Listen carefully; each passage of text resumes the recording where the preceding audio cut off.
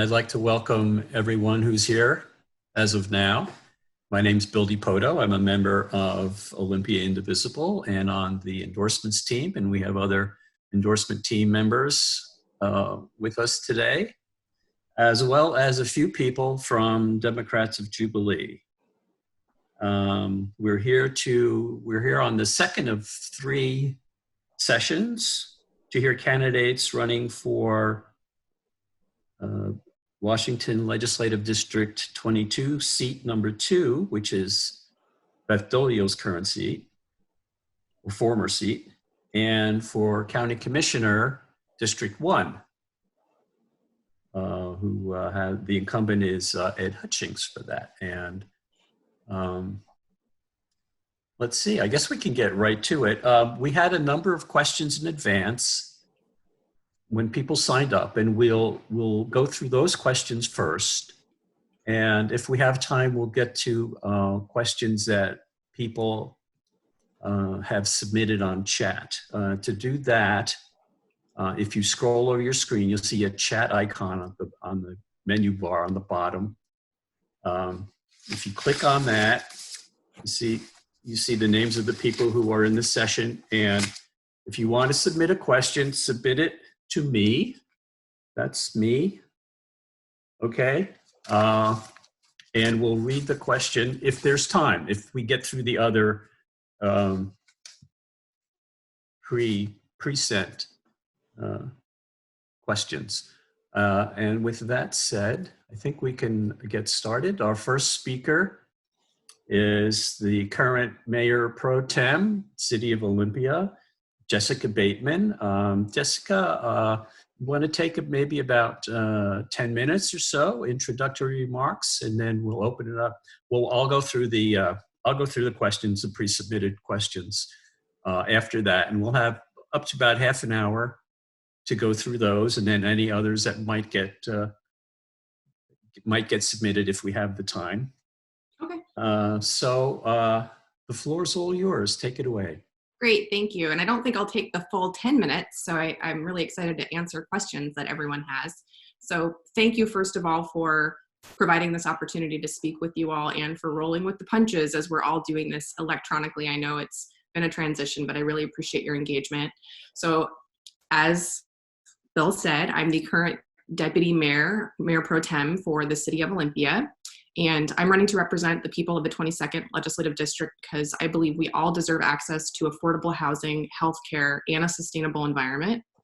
My experience really has shaped my values. So I was raised by a single mom, and she worked her way out of poverty and by getting a union job in the early 80s. She started out as a custodian at a wastewater treatment facility in Tukwila and was able to work her way up over 30 years to an industrial waste specialist. So my lens is really with working families, and I have strong progressive values which are illustrated in the policy decisions that I've made. I'm a former WFC 443 member and union organizer for SEIU 775. That's actually how I got my start in politics, was organizing for home care workers so they could fight for better wages by professionalizing the workforce. That was I-1163, for those that remember. I'm also legislative aide to Chris Rakedahl, the former representative for the 22nd District. I served as his legislative assistant for 3.5 years. And I was on the Olympia Planning Commission for 2.5 years before being elected to the Olympia City Council. I also served on the board of GRUB, a local nonprofit that helps at-risk youth. I currently work as a health policy analyst for Washington's community health centers. They are the largest provider of Medicaid patients in Washington state, so they are a critical component of our social safety net, and they're very active and very busy right now dealing with COVID, obviously. This is my 5th year on the Olympia City Council. I was just reelected last year with 67% of the vote, and this is my 2nd year of being Mayor Pro Tem. We, on a council, elect our Mayor Pro Tem. The mayor actually is elected by the people, but the council colleagues are the ones that elect the deputy mayor. So I think for me, we've got multiple Democrats in this race. What really differentiates me is my strong, proven track record of progressive legislation. Because I'm the only person that's running for this seat that has elected experience, I have policy decisions that can be judged and be evaluated. So in 2016, my very first year on council, I endorsed Opportunity for Olympia, which was an income tax proposal for high income earners in Olympia to pay for college for Olympia students. That initiative did not pass ultimately, and we found some technical challenges how it was written. It wasn't sponsored by the city, but I came out as a supporter of that and endorsed that in my very first year. Later that year, after the current president was elected in November of 2016, 2 weeks after he was elected, I wrote and sponsored our city's sanctuary city resolution, working directly with our immigrant right advocates. That sanctuary city resolution was adopted formally and unanimously by the Olympia City Council in December of 2016, before the president was inaugurated. I've subsequently worked with Strengthening Sanctuary Alliance on a number of issues and continue to check in with them.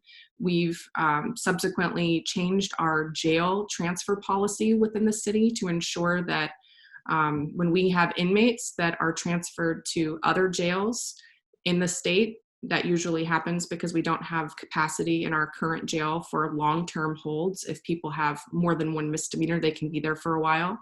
That we will not transfer inmates that have no social security number or have an unknown place of birth, which means immigrants. Because what happens is cities that don't have large enough jails end up contracting with county jails, which have very different stances on immigration and immigrant rights. That jail policy has actually been used by the ACLU of Washington as a template for other cities because this is a common challenge. I'm really proud of that work. I also sponsored our resolution in support of Working Washington, which passed in the legislature not this year but last year, that recognizes the importance of immigrants in our economy and also adds protections for them. I've also been a champion for housing. So I led the Home Fund campaign from 2017 to 2018 for 2 years, and that is a historical affordable housing measure. It's the only one in the South Puget Sound, and it's a sales tax that passed in 2018, and it's generating $2.3 million per year for chronically homeless individuals to get into permanent supportive housing. Through the partnership with our legislative delegation and the leadership of Representative Dolio, we were able to get funding in the Housing Trust Fund. And we are actually moving forward with our very first project later this year with 120 units of permanent supportive housing and shelter. And permanent supportive housing, critically, it also has supportive services connected to it. And for individuals that are chronically homeless, it's really important that they have access to those services.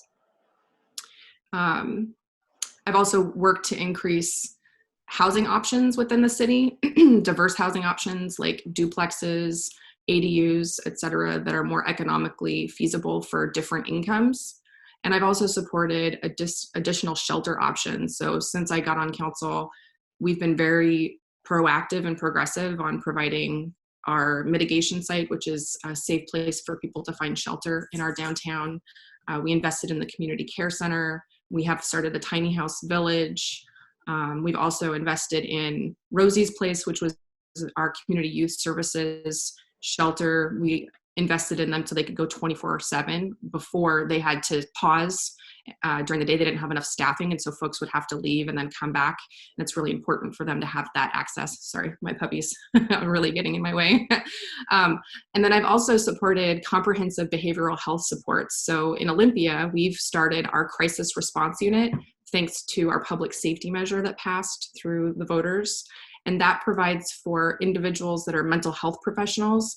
Now they go out, if you see someone experiencing a mental health crisis and you call 911, our mental health professionals from our crisis response unit go out instead of law enforcement. In some cases, law enforcement can inadvertently trigger someone that's experiencing a mental health crisis. And it's really important that we have those mental health professionals doing that. Also, it's not what police officers are trained to do. We also have started our Familiar Faces program, which is 2 individuals, now 5, because we've got a grant, that have lived substance use disorder experience, and they go out and proactively engage with individuals that are frequent utilizers of public services like EMS, fire, law enforcement, and the whole goal, and that are chronically homeless. And the goal is to identify the barriers for them to getting into housing or services or whatever identified goal that they have. It's been tremendously successful. We've also expanded our community court and divert folks out of the criminal justice system, which is really great. That's actually gotten awards nationally. And I've testified in the legislature for additional funding for cities to address homelessness. And I've also supported ambitious greenhouse gas reduction targets, and we're working on our climate action plan that's coming back to the council later this year. I've received endorsements from AFSCME Council 28, sole endorsements, the Washington Education Association, the Olympia, Lacey, and Tumwater firefighters, as well as Congressman Denny Heck, Senator Sam Hunt, Representative Dolan, and Superintendent of Public Instruction Chris Reichdahl. And in the legislature, my focus is really on assisting working families, seniors, and the most vulnerable to ensure that our budget reflects our values. And if anyone wants to learn more information about me, they can visit my website, which is votejessicabateman.com. I have a little Meet Me tab. I also have issues page for folks that want to delve into different issues. And with that, I'd be happy to answer any questions.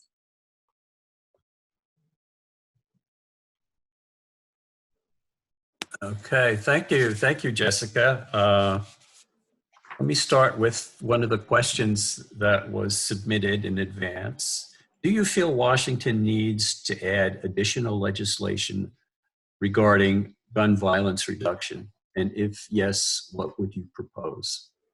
Yeah, I do, actually. I think I strongly feel that we all deserve the right to feel and be safe, especially our children. You know, I was in high school when the first school shooting happened, Columbine, and it was inconceivable at that time that that would occur. And sadly, unfortunately, it's become a common occurrence now. So I think things like closing the gun loophole, ensuring that when folks share guns or sell guns to a friend or family member, that that's documented. The high ammunition rifles is also something that I think we need to reduce the ability to use those. There was legislation proposed last session for reporting threats of mass violence and tracking of that, so they can do a better job of tracking that, especially for schools. There's a whole host. The Washington Alliance for Gun Responsibility has a whole list of legislation, and I've been interviewed by them, and I support all of them. Another one is allowing local governments to actually regulate guns at the local level. So for instance, in Olympia, in our council chambers, people can have open carry in our council chambers. We actually had someone that dropped a firearm in council chambers, and that was extremely alarming to me. And when I talked to our city attorney, I found out current state law does not allow us to regulate the use of firearms except for in courtrooms. So there's a proposal that we can actually give cities the ability to do that in certain situations, like in a communal space where we're asking people to be civically engaged. I think it's completely appropriate. And I'm very hopeful that we will change the dialogue on this and be much more proactive. The NRA has had a stranglehold on political capital. When I was a legislative assistant, I responded to 700 gun emails in one day because they sent out an email to all their supporters, and I'm ready to take them on. How about things like mandatory liability insurance for gun owners, the buyback program, which should guns be allowed to be resold after they're bought back from the public? Any ideas on that? I definitely support the insurance, and no, I don't think that guns should be resold. All right, thank you. Next question is, what will you do to use economic recovery to move us towards better healthcare, worker standards, and carbon-free energy? Wow, that's a big question. So I'm not sure if you're going to ask about the current COVID budget crisis, but I think this is related. So the scale and the scope of the budget deficit that we're looking at is huge. I think that it's really important, you know, going to come back for a special session potentially between June and August. And they're looking at deep and severe cuts potentially. So I think first we need to advocate with the federal government. They're looking at a package right now. The House just released a $3 trillion economic relief package. $1 trillion of that has been designated towards state, local, and tribal governments. It's incredibly important that we advocate for that. Now it's going to go to the Senate where God only knows what will happen, but we need to get all the resources that we can to stave off the type of budget deficits that we're looking at. So I think, we have to look at progressive and equitable taxation and making sure that we can be as progressive and equitable as possible. For instance, high income earners, excise tax. I'm sure you guys are going to have a question about taxes.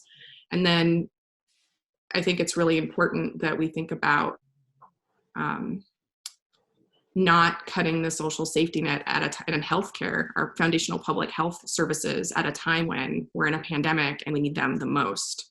So anything that we can do to prevent that from happening. And I've heard things like furloughs.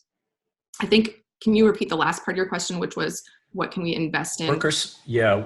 Using economic recovery regarding how would you use it to better worker standards and carbon-free energy? Sure. So I think, one of the things I'm really excited about is we have a housing crisis right now. I'm not excited about that, but I'm excited about the confluence between addressing our housing shortage and our clean energy future. So we have an opportunity to train our workforce to get people working in the construction of sustainable housing, energy efficient housing in high opportunity areas. I think that's an economic driver, and it also coincides with our desire for a clean energy economy. I also think clean fuel standard is really, really important. We need to put a price on carbon. We need to make sure that the polluters are the ones that are paying. It's really important when we do that we're conscientious of low income and low wage workers, because they usually have to travel further for their jobs from where they live. And they can also drive less fuel efficient vehicles. So I think it's really important that it's the people that are making the money off of those carbon emissions, not the people that are driving, especially low income folks. And I think that the state has a huge role to play. As a person who works for local government, we're looking at a climate action plan that's going to require us to make significant investments, and we're going to need financial support in order to do that. So that's going to be state and federal support. And more towards the clean fuel and the climate action plans that you mentioned. Do you support or oppose building more nuclear plants in the state for electricity? Would that be in the portfolio? I think everything should be evaluated. I'm not a nuclear scientist, but I've seen, and I think that nuclear can play a role in a clean energy future. And disposal is not an issue? I think it very much, it is an issue. I think when you're talking about reducing our greenhouse gas emissions at the scale that we need to within the time frame that we're talking about, we're going to have to make tough decisions. And some of those could be whether to create a nuclear plant or not, looking at all the options and how they work together. Okay. I'm not saying that's the only thing I would support. I'm just saying that I don't think it should be ruled out when we're talking about all the options that we have, because the consequences are so drastic if we don't. Okay. The next question is, why did you support the missing middle rules for the city, since they do not allow SEPA or GMA appeal? Yeah, so the missing middle, for those of you that aren't aware of it, one of my responsibilities as a council member is to plan for future growth of our city. We know that over the next 20 years, 80% of the population growth that occurs in Washington state will occur in cities. And we have to plan for how that growth will be accommodated and where people will live. Simultaneously, we're also dealing with the housing affordability crisis and a climate crisis. So the missing middle, in recognition of that and the goals of our Growth Management Act and our comprehensive plan, which states that we want to minimize sprawl and we want to provide diverse housing options within our city, it would have allowed infill development within the city and in single family neighborhoods. And over the next 20 years, the city of Olympia needs to create 13,000 units of housing to accommodate population growth. And the missing middle over 20 years could potentially increase, it could include 1,000 units. So 1/13 of the housing that we need was included in the missing middle package. Subsequently, the legislature passed House Bill 1923, which states that when cities change zoning to allow for infill development in high opportunity areas next to transit, a very clear and defined area of housing where it's proposed to be built, that it's not appealable based on SEPA, because the environmental benefits of having that type of housing, reducing people's reliance on vehicles. If we want to have mass transit be utilized, it's predicated on density. All of our climate energy goals, a requirement is having dense housing in cities and in urban areas. So House Bill 1923 clearly stated that. The legislature did that for a reason. We need to think seriously about how we grow our cities, and that was one way to do it. Does the current COVID situation change any outlook on city density and multiple family housing? How so? Well, we found that the most dense areas of the country, the denser cities, are having the greatest problem with dealing with the spread of a novel virus. I understand how density could improve the issues of transportation and such, but does building multiple family housing create more of a problem? I think it's clear.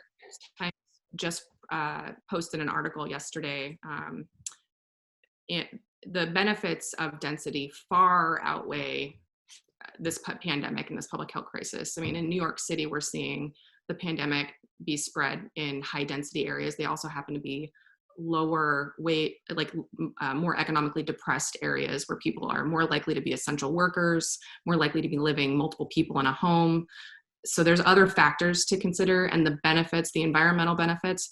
And also it's an equity issue. When you look at the history of single family neighborhoods and where it comes from, and when you look at who can live in single family neighborhoods and who can afford them, and if we're going to be serious about upward mobility and promoting equity within our community and in our state, opening up access to those areas, those high opportunity areas, those public parks, those schools, those sidewalks, we want to make sure that everyone has an opportunity to have those types of environments. And if you look at people's health, it's linked to where they grow up and where they live.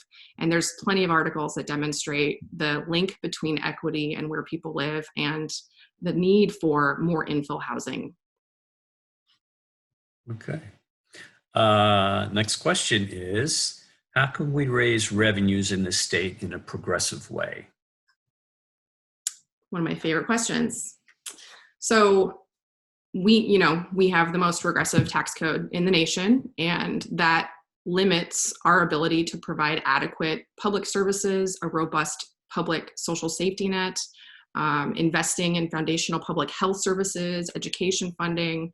We need an equitable tax system to provide those vital services and to invest in our future. So some of the ways are taxes on capital gains, pass-through business profits, mansions and high-value real estate, which I believe they just passed, an excise tax on unreasonably high salaries, which I believe Representative Dolio has sponsored in the past, investing in the working families tax credit so working families can get rebates, and then amending our Constitution to allow for a graduated income tax are some of the ways that I've read and I've thought that are a good start. All right. Do you support and would you prioritize a Medicare for all style universal healthcare system in the state? Yes. That's something that needs to happen in Congress, but I'm a huge proponent. Healthcare is a human right, so is housing. And it will take time for that to happen pragmatically, with the Senate being what it is. Okay. Now, if anyone has any questions, we went through our pre-submitted questions. And if anyone has any question, you can enter them in chat, send them to me if you like, and we'll get to them. I do have a question about the sanctuary city. In the city, is it a regulation or is it just a resolution? No, it's an ordinance. It's an ordinance. Okay. Does the ordinance contain possible reprimands if the city employee and first of all, is it focused on enforcement officers? And if the civil servant does go against this ordinance, are there reprimands written into the law? And if not, should there be? Should it only pertain to enforcement officers, or might it also pertain to other non-sworn civil servants? We have processes and procedures for folks if they like a disciplinary action if someone does something that's against city policy, and that also applies to folks that work directly with the public. Some of our staff don't, but I think she really likes squeakers. So the sanctuary city specifically states that any person can get access to city services regardless. Hold on, I'm going to steal it from her. I'm going to steal it from you. Regardless of their immigration status. So that's things like water, utilities, etc. And then also when a person is arrested or comes into contact with law enforcement, that they will not be asked if they're an immigrant, they will not be asked what their origin of birth is, where they were born, basically. That was something that came up in our discussions with our police chief. So that information won't go to the federal government, which is the other part of the Sanctuary City Resolution Ordinance, that we will not honor ICE detention requests. So it's really specific. We have not had any complaints. I meet regularly with Councilmember Gilman with our Strengthening Sanctuary Alliance, and they're in constant contact with folks in our community. And we are actively checking in, making sure, and we haven't had any complaints about it. If there was complaints or if we were having a problem implementing it, I would take a look at a policy to make sure that wasn't continuing. Okay, we have a question that's arrived via chat. It's what is your involvement with the Thurston Climate Action Plan? I suppose that's the county level climate action plan. How important do you think it is and why? So we have, as the city council, we're not super involved in the construction or the creation of that plan. We have a consultant that's working on it with Thurston Regional Planning Council and the other cities. So what we've done, we give direction and we've stated we want this to be conducted regionally because we think it's important that the three cities, the main cities within Thurston County, are working together to achieve this climate goal. I think that's a good policy. I think it makes sense, especially for something like climate change policy, because people live in Lacey and they might work in Olympia and vice versa. So we're getting that. This should be June or July. With COVID, it might be postponed a tiny bit. But I think the biggest thing that the council does is we state the policy direction that we want to go. And then we have to be very vigilant about making sure that we do that at a fast pace, because it's such a huge change for us. And it's going to require such a significant investment. We're going to have to prioritize it, make sure that it happens in a timely fashion. So that's where our leadership will come involved. On the previous question, earlier question about revenue, you mentioned taxing on unreasonably high salaries. Would you care to elaborate on what that word might mean, or put a dollar figure to it? And I'm sorry, Jessica. Is it just salaries, or should it be total wealth? Well, I'm not opposed to a tax on total wealth either.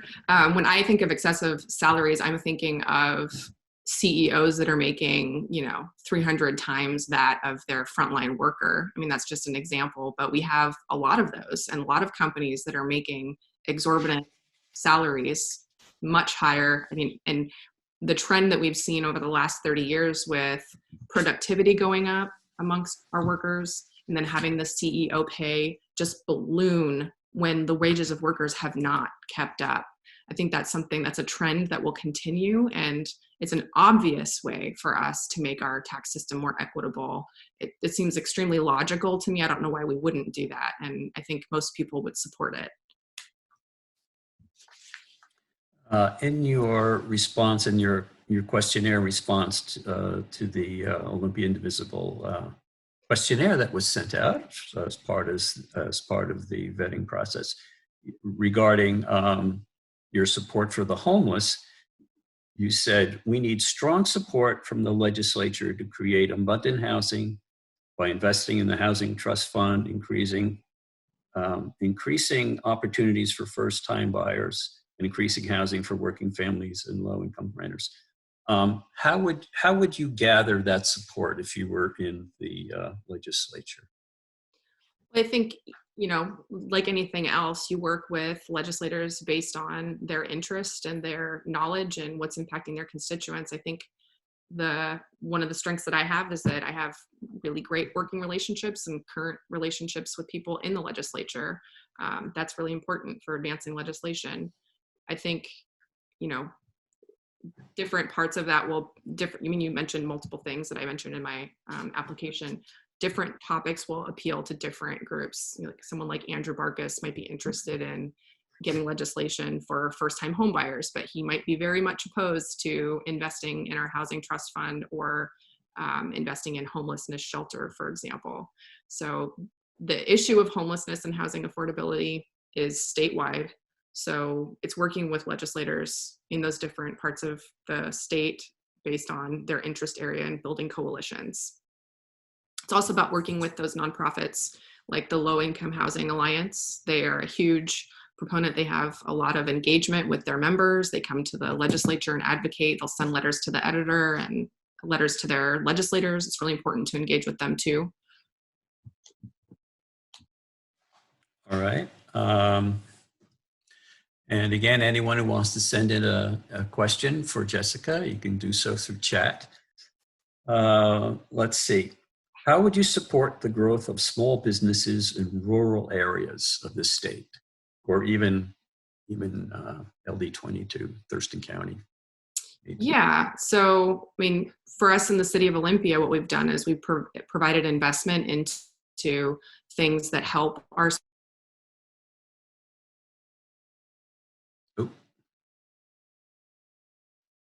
council, investing in that. So I think.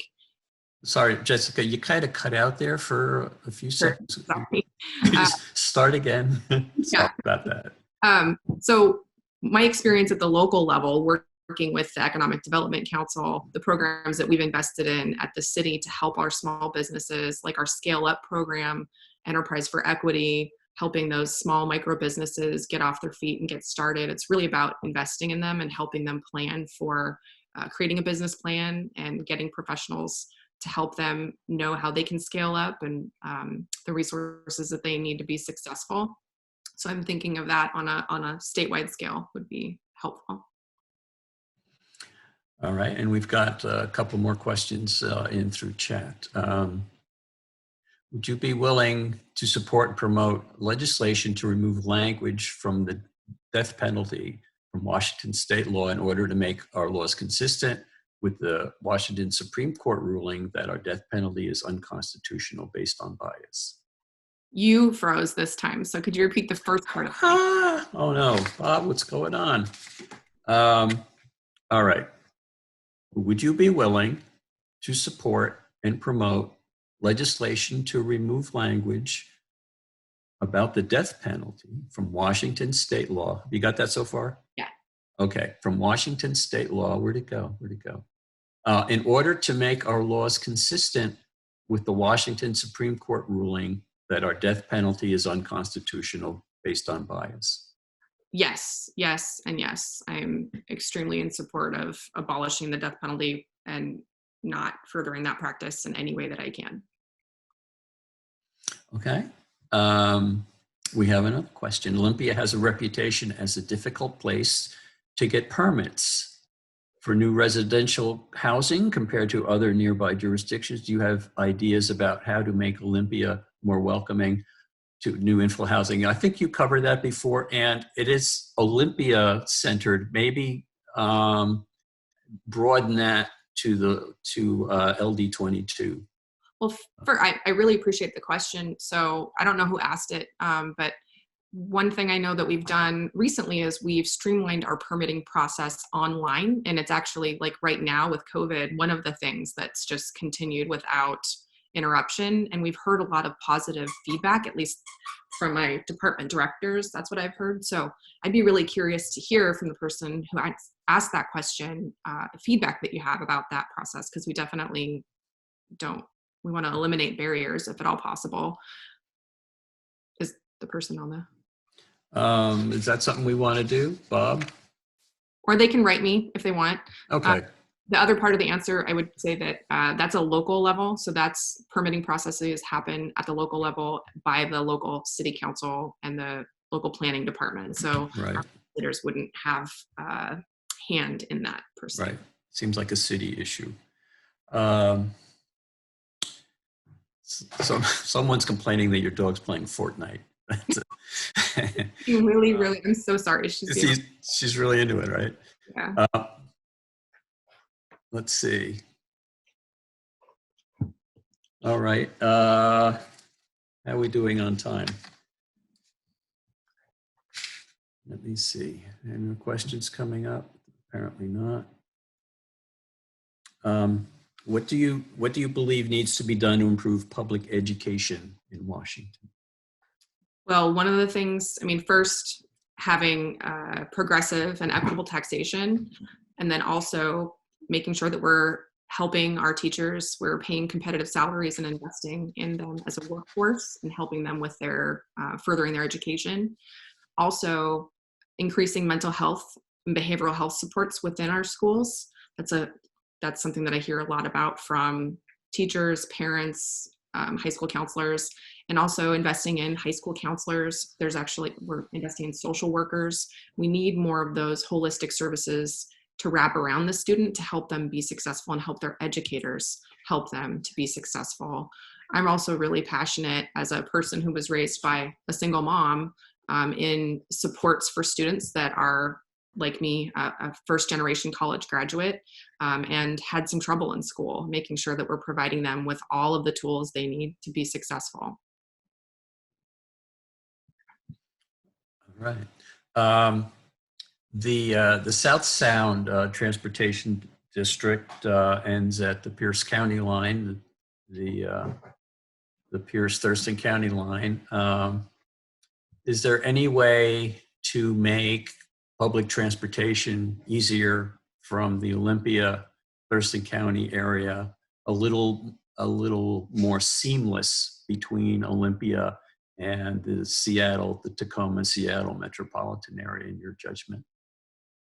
I hope so. I know that it's a huge barrier and it's a huge challenge. I think when I hear that question, I also think of our transportation tax, our gas tax, and how we generate revenue for transportation infrastructure and how narrowly scoped it is to thinking about highways, and how we really want a future where less people are driving and that more of them are taking the bus, or even having a miracle and getting some like bullet trains at some point in our future. And that will require us to change how we invest in our transportation system. And I'm really interested in more progressive ways of doing that so we can have more multimodal transportation opportunities. Well, thank you. We might have time for one more question, but I don't see anyone stepping up yet. Would you like to take a couple minutes and wrap up? Sure. I think, I said most of my pitch in my introduction. Thank you for giving me that much time. And thank you for being actively engaged. I was looking up your website and your mission statement, and also your interest in making sure that we watch the policies that are happening at the federal level and also get a different president in office, which is extremely important. I think we're really fortunate in Washington. You know, we have a governor who's using science and data with this present crisis that we're experiencing that's going to take a long time to get out of. And I think we do need to be visionary in thinking about this as an opportunity to invest in the future that we all want. COVID-19 has really splayed out in front of us the inequities within not only our healthcare system, but also our economy. And this is an opportunity for us, I think, to level set our future and thinking about how we want to do that. It's going to be a daunting legislative session. And I would say that it's really important for us to have leaders there that have experience and a proven track record and can work within the system to accomplish our goals. And that's something that I'm prepared to do. And I appreciate the opportunity. If you have any questions, I said between now and Election Day, which is 83 days from now, I believe, and ballots drop in 9 weeks. So please do send me a note. My phone number is listed on my website, so is my email address, and I'm happy to talk anytime. And I see it just went up on the chat, and that people can go to your website to donate and possibly volunteer. Would love it. We're calling Lacey voters right now. Oh, excellent, excellent. I want to thank you. One quick question: Are you taking any corporate PAC money? You know, I haven't taken corporate PAC money yet. One of the things that I have looked at in the past with legislators in the 22nd district, so this is a strongly democratically held district. I don't think we've had a Republican since like the 1990s. So like many other legislative candidates, I will take PAC money and I will surplus that money after the primary so we can help elect Democrats in swing districts in Washington state to enable us to have a stronger majority in both the House and in the Senate to allow us to pass more progressive legislation. When it comes to the legislature, it's really about math and how many votes you have, and I'm cognizant of that. I do support campaign finance reform, and if you look at the majority of my donations, it's from individuals and soon labor too. And who's your highest single donor? Currently, that's close family friends of mine that like to support Democratic candidates. All right, very good. Well, thank you so much for sharing your time with us, Jessica. Thank you. And we wish you all the best of luck. People can go to our website to donate and volunteer, and we hope to talk to you again soon. Thank you. And this is Ruby, by the way. Ruby. She's a puppy. That's why she's been so distracted. Ruby. She's not usually like that. Great. Right, Great. thanks, everybody. Thanks again. Bye. So we'll take a couple minutes restroom stop. I understand that Carolyn Mejia is not with us yet. But let's see, I've got 4:13. Take a couple minutes off. I'll be back at 4:15 and we'll start from there. We'll see you real soon. Welcome back. Again, my name's Bill DiPoto. This is Olympia Indivisible, the second of 3 sessions we're having with candidates for LD 22 and Thurston County Commission. With us this afternoon is Carolyn Mejia, who's running for position 1, County Commissioner seat, currently held by Ed Hutchings, so-called independent. Carolina, what we're doing is giving you about maybe 10 minutes for introductory comments, and people have submitted questions in advance, and after your introductory statements, we'll have maybe 30 minutes or so of questions and answers, and I'll go through those pre-submitted questions for you. And then if anyone has further questions, they can submit them on chat. And it looks like we're putting them up. Does everybody see the chat box? It's on my screen right now. Does everybody see that, Bob? You know? Bob, you're muted. They only see it if they select to see it. They need to click on the chat. I see. Below. Okay. All right. When I send out a message, they get a little message, but then it goes away. Okay. All right. Well, I'll make sure to read them off of the from the chat box. So if we're all ready, Carolina, if you're ready, it's all yours. Thank you so much. Thank you everyone for having me today. How long do I have to talk about myself and my campaign? You can have 10 minutes or so. Okay, sounds good. Thank you. For everyone that doesn't know me, my name is Carolina Mejia, and I'm running for Thurston County Commissioner in District 1. This is my first time running a campaign, so being a candidate for a campaign. So it's been very interesting. It's been very different than what I expected. I know COVID definitely threw a wrench in all of our plans, but we're managing the best that we can. I decided to run for Thurston County Commissioner because I am currently an employee of Thurston County Superior Court. I've been an employee since 2015. And as an employee and as a resident, I've seen the different changes of power, and I've become concerned, not only as an employee, but also as a resident. It's been very concerning, some of the decisions that have been made, and I decided to do something about it, because I realize these decisions are really affecting me, they're affecting my family, and they're affecting the residents of Thurston County. A little bit about my background. I have a bachelor's in business administration. I went to Christian Brothers University in Memphis, Tennessee, and my family moved to Washington State in 2009. I went to law school for a year and a half at the University of Washington School of Law, and after a while, I couldn't afford it anymore, so I had to drop out. I had to go to work, and so I worked in this law firm. It was an immigration personal injury firm, and they were in a lot of debt when I got in. They were in $500,000 worth of debt. So I rolled my sleeves up, got to work. I started off as a law clerk and then took the position of office manager. And I turned it around in 2 years. By the time I left, we were over a surplus of 1.2 million. So I have a strong financial background.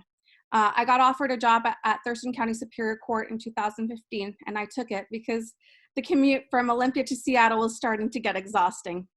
And so I've been here since that time, working there. My campaign is based on affordable housing, the environment, access to government, and getting our budget under control.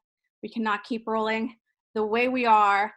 In this current situation, we've completely depleted our rainy day fund, and it's not, we're not in a good trajectory right now, and I want to go in and turn that around. Due to COVID, we cannot knock on doors, and so we are basing all of our campaign into basically social media outreach.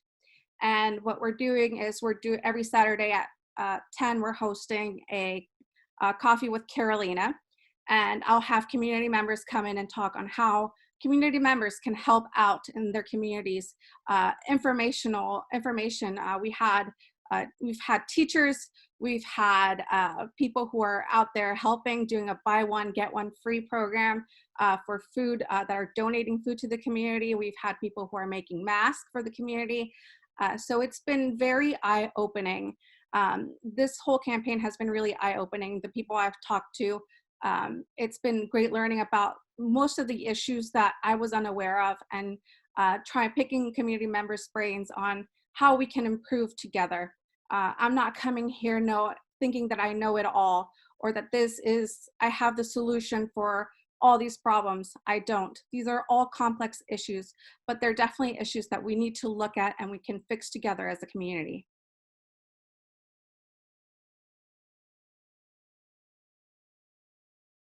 All right, thank you. I have to remember to unmute myself. Hazard, part of the deal here. I'm gonna go through the questions that were pre-submitted, and if we have time, We'll go through questions that have been submitted on the chat line. And the first question I have is, Thurston County is the only Washington county to give monthly hazard pay, newly proposed to increase to 65. It says 1,000 a month. I'm not sure that's right. What's your stance on hazard pay for law enforcement? So the hazard pay for law enforcement, I honestly, working for the county, I would have preferred no hazard pay at all for any employees. But given the position of so many of the people on the Board of County Commissioners deciding to give hazard pay, my stance would have been very clear. If we want to give 5% to the law enforcement, then what we have to do is take that 5% off from the elected officials. Point very clear. We have to get that money from somewhere. Why don't we start from the leadership? Across the board? Across the board. That means all elected officials. We have to replenish those funds some way or another. And that would be my position. Okay. What will you do to use economic recovery to move the county towards better health care, worker standards, and carbon-free energy? So I'm all about clean energy and proposing newer resources for cleaner energy. It's definitely one of my standpoints. Regarding the budget right now, we're not in a very good situation, and we're not going to be by the end of this year. We've managed to deplete our rainy day fund completely these past couple of years. So there won't be much of a cushion there after this is over. And so we really will need to look, we need to make each department accountable for their spending. We cannot allow deficit spending. It's killing us in the long run. It's killing us in the short term. We need to be clear on what's being funded. The public needs to know exactly what is being funded. Every department needs to be accountable. I'm all about bringing accountability and transparency to the county. We need to base budget adjustments to critical needs while considering cost effectiveness, and review the budget, with each department to monitor the spending, especially in this moment right now. For healthcare, definitely increase accessibility, PPE availability, a proactive approach to preparedness, and that's just some of the couple things that we need to do. Has this current crisis changed your mind about how government could possibly deal in these situations in the future? Yes, it's been sometimes very frustrating because I think it's been more of a react kind of situation. We're just reacting to what's happening instead of really preparing. I'm all about preparing ahead of time, getting committees in place so we can prepare for the future if this were ever to happen again. And we can see that this is something that can really happen again. And so we need to have methods in place. We need to have policies in place. We need to have education. There's been a lot of miseducation going around, and that's just, I think it's the government's responsibility to educate its constituents, especially. And what is your position? You kind of touched on it earlier. What is your position on controlling the budget, balancing the budget for the county revenues and costs? Well, definitely, I get really frustrated with the budget because as an employee, I've received the email saying, oh, we're in trouble. And then we keep just getting resources from the rainy day fund, and now there's basically none. So if we were ever in a situation again, there wouldn't be anything to get it from. I definitely want departments to have accountability for their expenses. I think it's ridiculous that some departments can come in and say, well, I have this huge deficit and it's just approved and passed by, then what's the point of budgets? What's the point of setting the limits? If we're going to set the limit for one department, we need to set them for all. And we need to be clear on what is being funded. We need to adjust, really just change how it's all being managed. Did it again. Do you have any budget priorities for Thurston County? Yes, I definitely want to review our criminal justice budget. It's definitely one of my first priorities. I want to see exactly what is being funded from each individual criminal that's receiving funds from the criminal justice, and seeing where we can go from there. I definitely want to fund other programs, other departments within the county, make more funds available for other needs in the community. More diversion programs, bail reform. I'm a huge advocate of bail reform. So just different things that we can look at and see where we can head from there. I missed that. Did you say bail reform? Yes. B-E-L? B-A-I-L. Oh, bail. Oh, gotcha. I'm sorry. That's my hearing. What does affordable housing mean to you, and what is the county's role in the affordable housing issue? I've heard from people that from some elected officials that affordable housing is not a government issue, and I disagree. I think affordable housing is definitely a government issue. As a first-time home buyer right now, it is incredibly difficult to even buy a house. I'm in the market and we're constantly getting outbid by around 50 to 60,000 each time. Me and my husband, we think we're in the medium household. We have okay income, but just seeing how this is projecting and how it's definitely rising, it's really discouraging. And I see why people are moving away.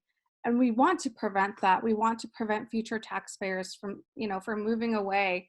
But we need to definitely stop the gentrification, stop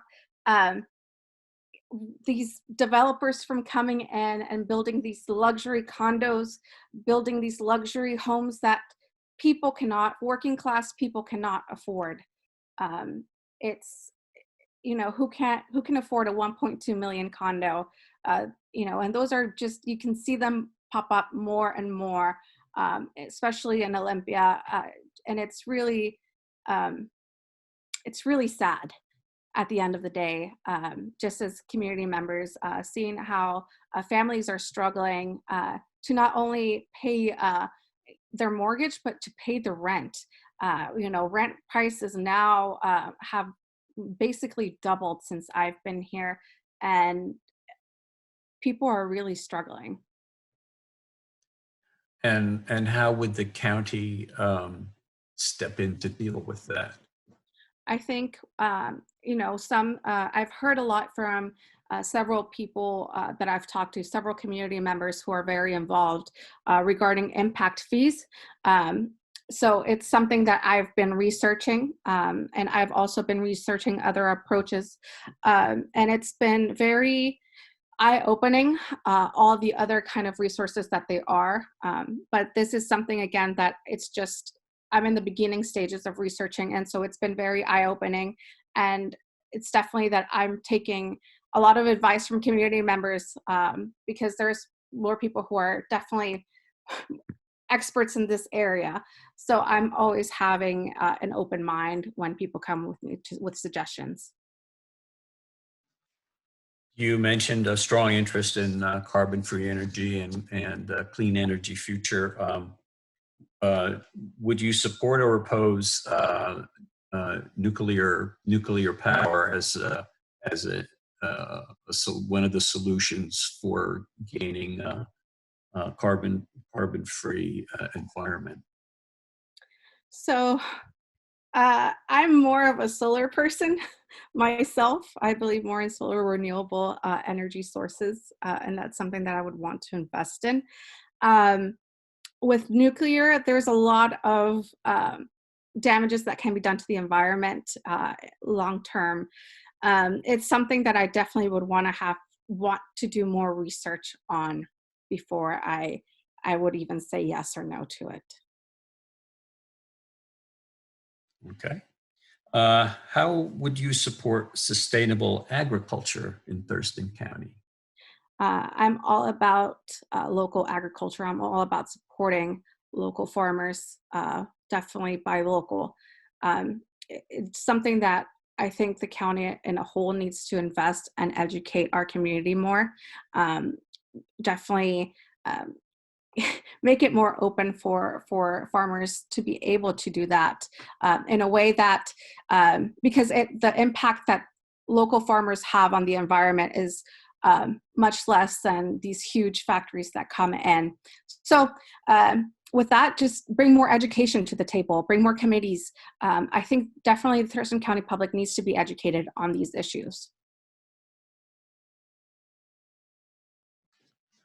And do you support and would you prioritize a Medicare for all style universal healthcare system in Washington through your seat on the county commission?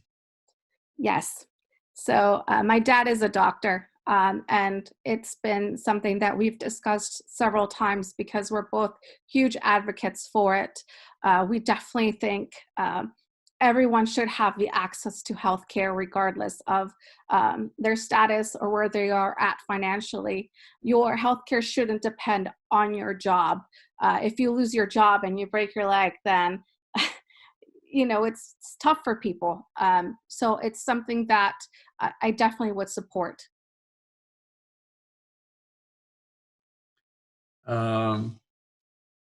Are you aware of the Washington House Bill 1923? It keeps the public from SEPA and GMA appeal. And what are your thoughts on that? So I do not know about this bill, but I'm more than happy to look into it and email either you or anyone back about this. Thank you. In your response questionnaire Mhm. for Olympia Indivisible regarding county policies where growth and environment seem opposed, you said we can't stop growth from taking place, but we can direct it to the most appropriate location. What is your sense of what appropriate locations might be? Yes. So it's definitely not infringing on our environment. We have to have a way. There's a lot of empty lots that are now just being, not lots, but buildings that are just being revamped as luxury condos. I think instead of letting those luxury condos be revamped, we should have more affordable housing. That's going to promote growth, but also not infringe on the environment just by building on where we already are at and allowing growth in a sustainable way. Well, for instance, like infill, if I can expand on that, in infill development where there's already infrastructure, is it possible to rebuild on already developed lots without and developing those high rent units that you mentioned? But is it also possible to be environmentally sustainable by building infill? I think there are ways to do it. I think it's something that we can invest in and definitely not let the developers come in and take control of it. And because, they try to do it, they're always working for a profit. So what we need to do is definitely be set caps, set limits, set policies for them, and not let them have free reign of just all of Thurston County. Okay. Do you support building a new Thurston County courthouse? Where do you think it should be located? So I am currently an employee of the court, so therefore I'm not allowed to answer that question, whether if I'm for or against it, just because the Judicial Code of Ethics, Code of Conduct and Ethics.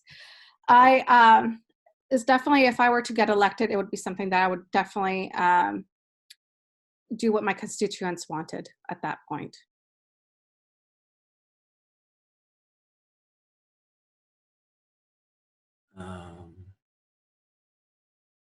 Again, in the questionnaire regarding the Public Utility District current petition to seek approval from the county commissioners to expand the role of the Public Utility District into electricity development. Your answer to that question is, I will support an initiative that my constituents support. I will listen and support the people's voices. Let me give you a hypothetical. Suppose those voices are 50-50. Where would you come down? So I'm all about giving public power to the people. It's something that I've been, once the questionnaire went out, it was something that I started researching more.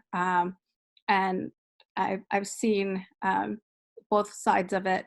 And I'll definitely go with giving the power to the people, definitely. Maybe you can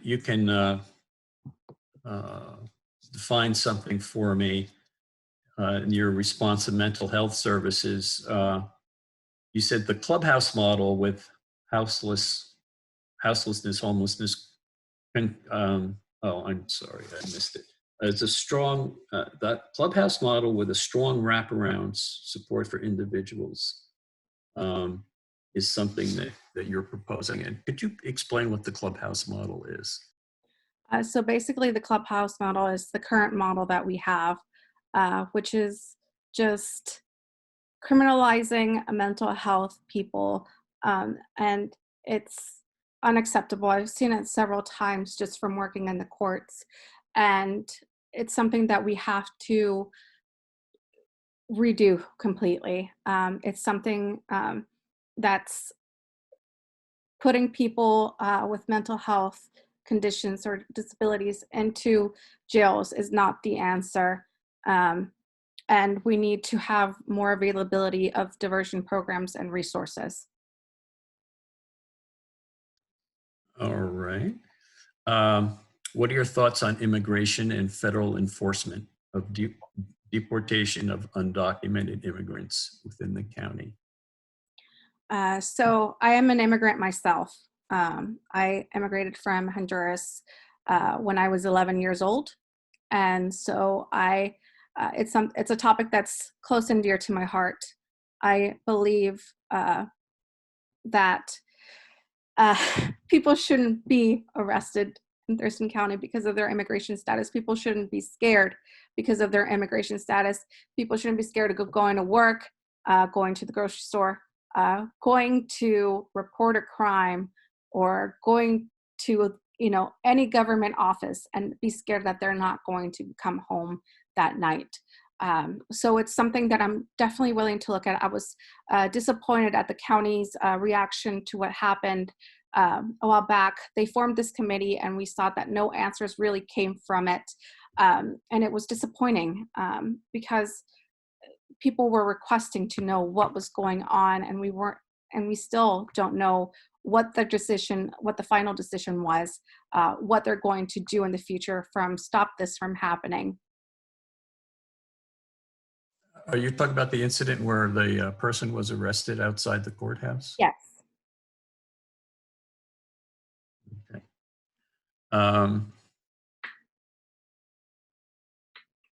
The county commissioners sit as a quasi-judicial body. What background do you have for making decisions of a legal nature? So I've been in have a huge background in law. I've been working for law firms for a while now. And I also work for the courts. And so I went to law school for a year and a half. Before that, in college, I worked for a law firm as a legal assistant. And after law school, I worked for a law firm that dealt with immigration cases. So I was dealing with federal courts and also personal injury cases where I was dealing with state courts. In Superior Court, I have learned much of our criminal justice system. I'm very familiar with it, and also family law cases. So I'm familiar with how it works. And you touched on it earlier. Describe your campaign team for us? Is it mostly volunteers? How many people? And what's your current level of donations that you're receiving? Okay. So I'm very fortunate that my campaign team has just been so wonderful. It's very diverse, and it's been very humbling that these people really believe in me. Most of my team is volunteers. There's only 2 people that I'm paying, and that's my consultant, Rial Johnson, and also my treasurer, Andy Lowe. And after that, my staff is made out of volunteers. For fundraising, we slowed down in April due to the COVID situation. We didn't want to, I know people were scared. They didn't know what their future was going to look like. And we didn't want to be calling and asking for money because they were in a situation where they didn't know if they were going to have a job 1 month or 2 months from now. But we definitely ramped it up for May. Last week alone, we were able to raise $2,300, and it's something that I was really proud of. And it's our goal for May is to raise $15,000. Currently, on the PDC, if you see, we have $10,000, and we'll continue to fundraise in a more aggressive manner.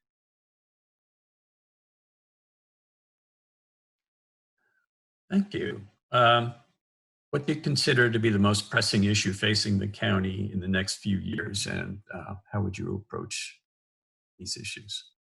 Well, due to the COVID pandemic, I would think our budget would be our most pressing issue because we won't know what our checks and balances are going to look like towards the end of the year, and it's something definitely that will take priority. After, I want to look into the criminal justice system, into affordable housing and our county taxes, and the environment.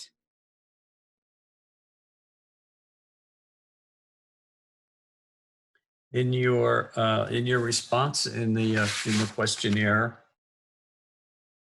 you said we need to protect our ecological resources. If our federal or state level government won't take an initiative to protect our environment, we as a county must set that example. So is the state shirking its duties? I have a good sense of the answer for the federal level, but is the state shirking its duties in protecting natural resources? So personally, I'm very fond of the Green New Deal, and I think it's something that we can definitely push statewide and be an example for the rest of the states. Not that they're shirking their duties. We're very far ahead from what some of the states in the United States look like right now when it comes to the environment, but it's definitely something that we can push in Washington state. I also want to review current public policy for needed changes here in Thurston County. And draft and develop new policies based on respect and justice for all residents. And that includes sovereign lands and communities of color. What endorsements have you received so far, and what endorsements do you plan on seeking in the future? So I've gotten endorsed by the Washington State Progressive Caucus, and by some elected officials. I've gotten endorsed by Liada Dalhoff and Maria Flores. I will be calling other elected officials regarding their endorsements. But with organizations, I'm reaching far and out to different organizations. I'll be seeking, I'm a member of the Washington State Latino Caucus, so I'll be definitely be seeking their endorsement. I will also be seeking the WEA, the Washington Education Association, and several labor unions around here. We already submitted it for the Washington Conservation. So we're definitely just, we have a whole list of endorsements that we're trying to get. If as a commissioner, county commissioner, the county sheriff came to you and said that the budget has been completely overspent, how would you react to that? What would you do, and what would you like the Board of Commissioners to do about it? Tough luck. No, it's, for me, I definitely believe in accountability. And I believe that we have to hold each and every department accountable. If we let the sheriff's department slide just once, then what it means in the future is it can happen over and over again. And how can I say yes to the sheriff's department and then another department comes by with the same issue and we say no? It just doesn't work that way. So for me, it would have definitely been a no, because I believe in accountability. Let me give you another hypothetical. If the county sheriff came to you and said, you know, the recent laws regarding gun violence reduction and gun ownership are unconstitutional. I'm not going to enforce them in the county. What would you do about that? I'd be very upset, to say the least. But I, you know, if they're not willing to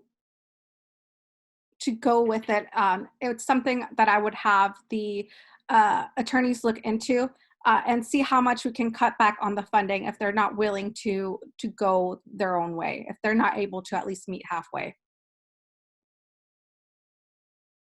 All right. And speaking of funding, what ideas do you have to raise additional revenues for Thurston County? Yeah, so one of, I have several different ideas.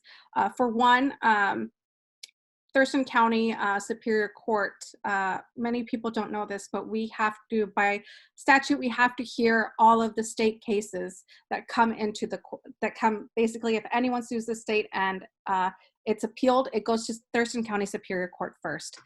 Thurston County Superior Court and the county is not getting refunded for this by the state. So basically we get around 15% and that's it.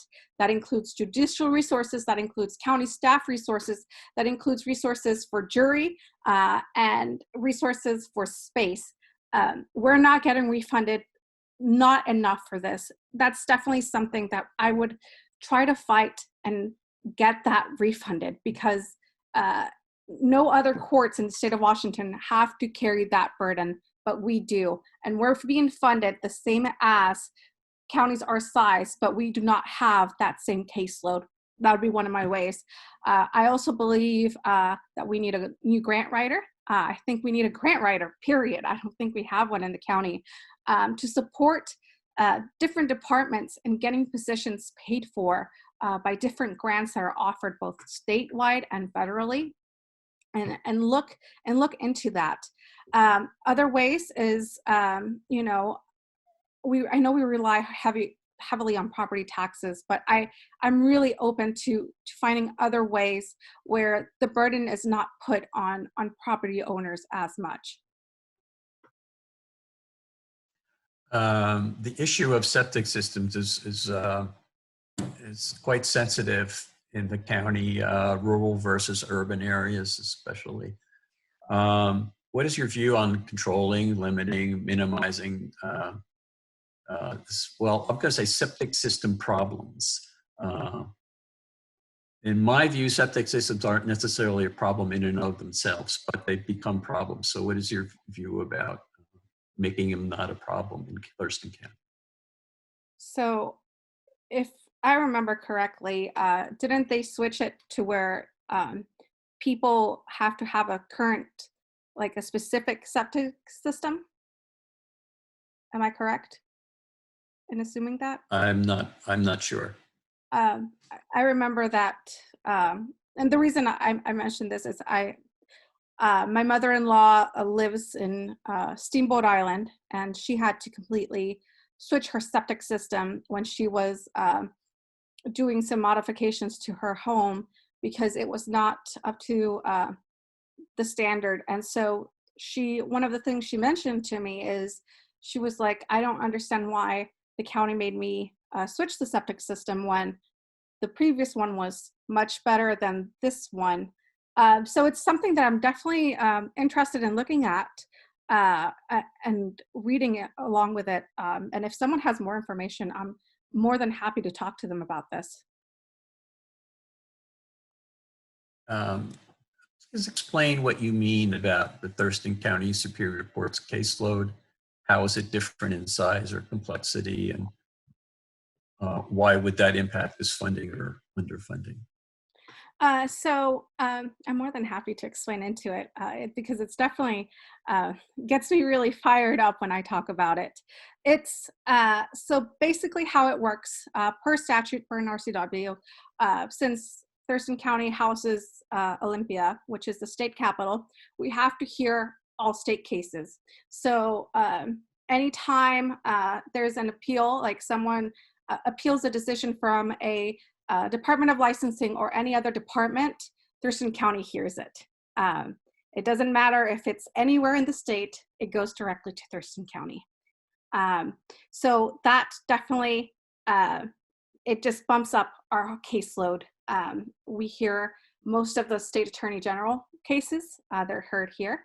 Like the huge case, the Seattle Tona Partners, I'm not sure if most of you are aware of it, but it was a trial that was 12 weeks long. And that was a trial that took a judge out for 12 weeks. It required a lot of county staff resources, time, space, and not only court staff, but also the clerk's office, resources. And we weren't refunded for any of that. We were all paying jurors for 12 weeks. We paid for the mileage, for their food while they're deliberating, and we're not refunded for that. We're not paid in full by that, by the state. So when these cases come knocking at our door, we have to hear them, but we are not giving what's actually supposed to be paid. So do I read into that you would approach the legislature to get some kind of relief? Yes, because I think it's it's the state's responsibility to properly fund the court that is going to be hearing this case. For a time, they completely cut the funding off, and because one of the legislators' answers to that was, well, since you guys are in Olympia, you guys get more taxes. And that's not the case at all. So there's a lot of misinformation going around, and it's something that I think definitely needs to be talked with the legislators. Well, thank you so much, Carolina. We're approaching our end time. Would you like to take a couple minutes and wrap up? Yes, I want to thank everyone so much for listening to me. This has definitely been a new process for me. And if anyone has any questions or would like to talk to me about some of these issues more, I'm more than happy to hear you out. Like I said, all of these are complex issues. And if you're an expert in some of these areas or know more about it, please reach out to me. I'm more than happy to talk about this. My website, Bob Clark posted my website, and you can reach me by email. I'll go ahead and post my email there too. because I definitely want to hear from people like you, whose these issues are affecting you. So please reach out. I'm more than happy to talk. Thank you very much. And the website is carolinaforthurston.com. Correct. And I'm Uh, going to put my email right here for everyone. Okay. And your email would be on the website, because I'm thinking, since this is recorded, I'm not sure the chats would appear in the recording if people referred to this in the future. So Yes. So yeah, go ahead. oh, sorry. It's info@carolinaforthurston.com. Excellent. Mhm. Well, thank you again. Thank you to everyone for taking the time out to listen to these important candidates. We wish you all the best of luck, Carolina. Thank you so much. Yeah, you're welcome. And next week, we'll have our last of the 3 sessions with Mary Ellen Biggerstaff running for LD 22, position 2, and Rory Summerson for County Commissioner, position 1. Thank you, one and all. Have a good day.